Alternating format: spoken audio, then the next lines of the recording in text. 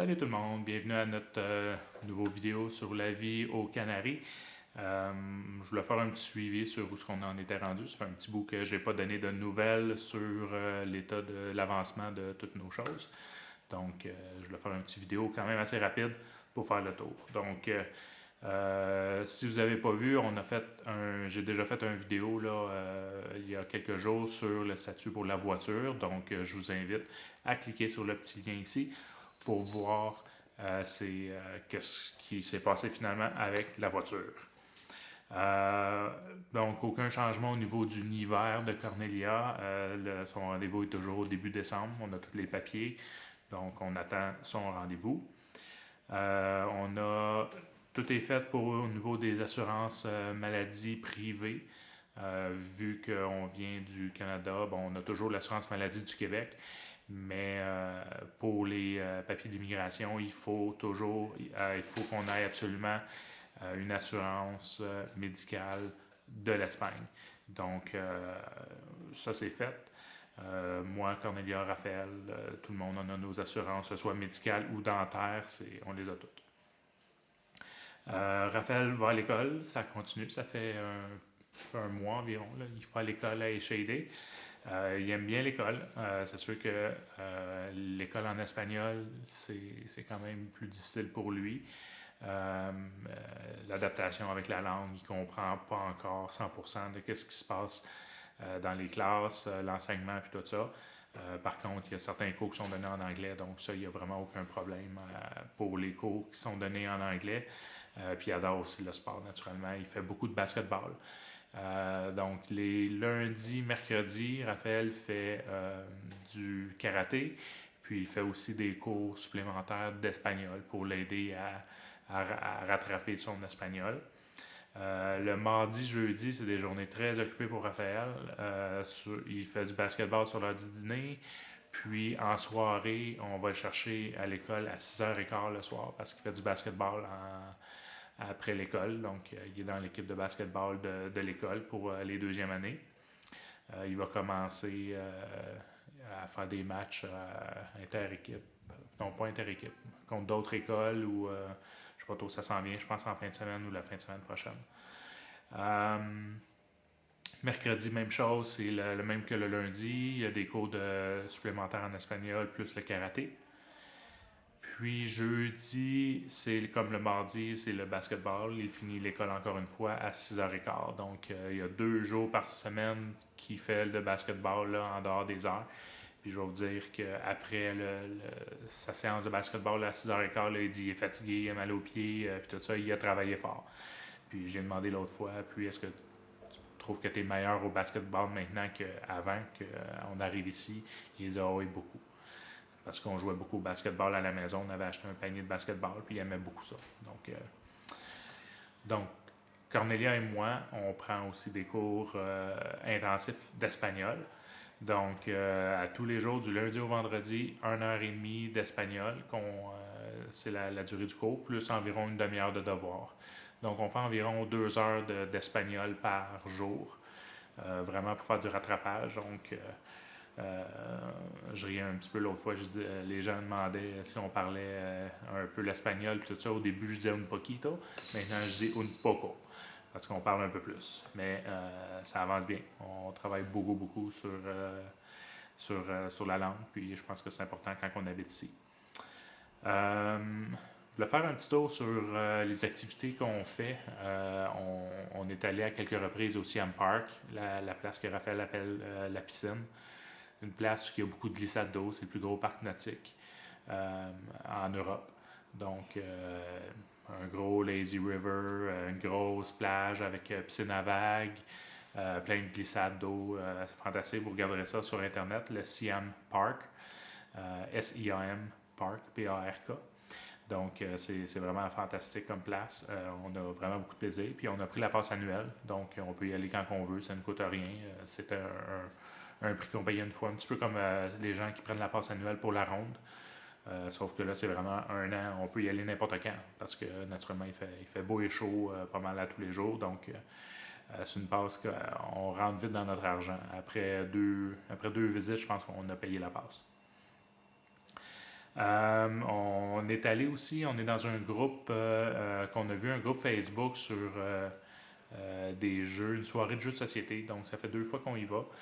C'est des gens qui se regroupent. On va dans un restaurant, puis on joue à des jeux de société. Certains des jeux sont faits en anglais, en espagnol, en n'importe quelle langue. Dans le fond, ça n'a pas vraiment d'importance. Une fois qu'on connaît les règles du jeu, on a du plaisir. Donc, il y a plein des gens qui viennent là, ça parle un peu le français, l'anglais, l'espagnol. Donc, c'est le fun, ça passe le temps. Jouer à des jeux de société. Là. Puis j'ai vu des jeux de société qui étaient vraiment, vraiment le fun. Je me souviens pas c'est quoi le nom, Dixon ou quelque chose comme ça, le nom. Mais c'est un jeu qu'on a eu vraiment beaucoup de plaisir à jouer à ça l'autre fois. Faire un petit tour, parler des groupes Facebook. Il y a beaucoup de groupes Facebook pour les gens qui habitent ici ou qui ont l'intention de venir habiter ici. Il y a des groupes francophones, anglophones, les Canadiens à Tenerife. En tout cas, il y a plusieurs groupes qu'on est dessus où ce qu'on peut communiquer avec les gens, poser des questions, tout ça. Mais il y avait un groupe qui n'existait pas, puis Cornelia a eu l'idée de partir le groupe, puis pour le moment, ça fonctionne. Cornelia a parti ça il y a 2 jours. C'est les familles francophones à Tenerife, donc les gens qui ont des enfants, de la famille, tout ça. Donc, on est déjà rendu, je crois, j'ai vu ce matin à 52 personnes qui étaient dans le groupe. Puis, ça commence déjà à parler beaucoup, donc c'est vraiment intéressant. Comme ça, les gens peuvent poser des questions. Il y a plusieurs personnes qui sont rentrées dans le groupe et qui posent des questions, qui disent « Ah, je veux m'en venir à Tenerife dans 3 mois, 4 mois, 5 mois. Je veux avoir de l'information sur les écoles, je veux avoir de l'information sur les places où habiter. Tout ça, toutes les questions qu'on avait, nous aussi. Dans le fond, c'est une façon de s'aider. Puis, on peut le faire dans notre langue, donc pourquoi pas. Ce matin, on est allé rencontrer des gens que Cornelia avait rencontrés sur Facebook. On est allé parler avec une personne qui est propriétaire d'un restaurant. Puis, quand on est arrivé là, c'est drôle, elle nous demandait d'où qu'on était. Donc, on a dit qu'on était Canadien. Elle a dit « Ah, j'ai une employée ici qui vient du Canada. » Donc, elle nous a présenté la personne. Puis, la personne, elle vient du Québec. Elle vient de la ville de Québec. Donc, on a rencontré quelqu'un. C'était la première personne québécoise qu'on a rencontrée à Tenerife. Donc, c'est vraiment drôle. Donc, la personne, elle venait d'arriver, elle aussi, il y a 1 mois à Tenerife, venue travailler elle a eu un visa de travail là, pour les personnes qui ont en bas de 30 ans, si je me souviens. Puis, c'est un visa, dans le fond, qu'ils ont. Ils peuvent aller travailler là-bas pendant 1 an. Donc, j'imagine que c'est pour une expérience de vie, pour travailler là-bas, passer 1 an ici. Puis, donc, c'est ça. Une autre chose, on est allé aussi, on a trouvé ça, c'est un hôtel pour les chiens. Une place qu'on est allé visiter. C'est vraiment cool comme place. Il y a une piscine qui est là. Les chiens, là, c'est bien clôturé, c'est bien fait. Donc, tu peux laisser tes chiens là, puis prendre quelque chose à boire, jaser avec les personnes. Donc, une grosse piscine, une grosse aire de jeu où il y a toujours des jouets, dans le fond, pour les chiens. Ils peuvent jouer. Donc, il y a une passe qu'on peut acheter, je pense que c'est quelque chose comme 50 € pour l'année, une passe annuelle. Puis, on peut amener jusqu'à 3 chiens à la place. Ça s'appelle Mascotte. Donc, puis, comme ça, on peut venir 1 heure, 1 fois par mois. Ça, c'est ce qui est inclus dans la passe annuelle. Puis après ça, si on veut y retourner, ça coûte, je crois, c'est 7 €, quelque chose comme ça, pour 1 heure. Donc, on peut emmener, on est allé là avec Mia, avec Fluffy. Mia, elle tripe beaucoup à aller nager.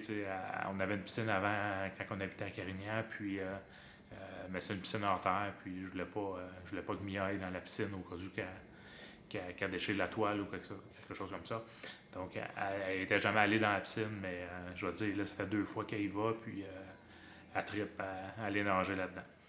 Donc, c'est ça. Puis la raison pour laquelle qu'on est allé voir cette place-là, l'hôtel pour chiens, c'est parce que, bon, dans le temps des fêtes, on va retourner à Montréal. Donc, Cornelia, Raphaël et moi, on va prendre l'avion le 21 ou le 22 décembre. Là, petit conflit avec l'avion ce matin. On était supposé prendre l'avion le 22 au matin, à 6 heures du matin. Mais il y a eu une modification dans l'horaire de cet avion-là. À la place de partir à 6 heures, on va partir à 8 heures quelque chose. Puis là, ça ne nous laisse vraiment pas assez de temps entre nos deux vols parce qu'on fait une escale à Madrid. À Madrid, il faut qu'on change de terminal et d'avion. Donc là, une demi-heure, c'est vraiment pas assez pour faire tout ça. Donc, il faut qu'on regarde pour un autre vol entre Tenerife et Madrid. Donc, on va peut-être partir le 21, dormir une nuit à Madrid, puis après ça, on va aller à Montréal.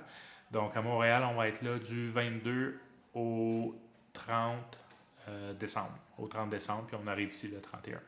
Donc, on va aller passer quelques jours à Montréal, Noël. Donc, on va aller se les geler dans la neige. On entend les belles températures qu'il y a ces temps-ci, du beau verglas, des tempêtes de neige, des gros froids, puis tout ça, un super beau mois de novembre. Donc, on va venir passer du bon temps en famille et ça va être passionnant. Donc, c'est pas mal ça pour le petit suivi. Si vous avez des questions, si vous voulez certains sujets, vous voulez en savoir plus, laissez-moi savoir, puis laissez un commentaire, puis ça va me faire plaisir de répondre à vos questions. Prochaine vidéo que je vais faire, j'avais eu une petite idée. Ici, là, quand on se promène, on voit plein de choses qui sont spéciales, des choses qui sont drôles, des choses bizarres. Donc, j'ai commencé à prendre des photos de certaines choses ou de noter les affaires. Puis, je vais faire une vidéo juste sur les choses bizarres qu'on voit ici, qui sont différentes ou qu'on n'est pas habitué. Donc, ça va être une petite vidéo drôle de certaines choses. Donc, c'est pas mal ça pour aujourd'hui. Donc, à la prochaine!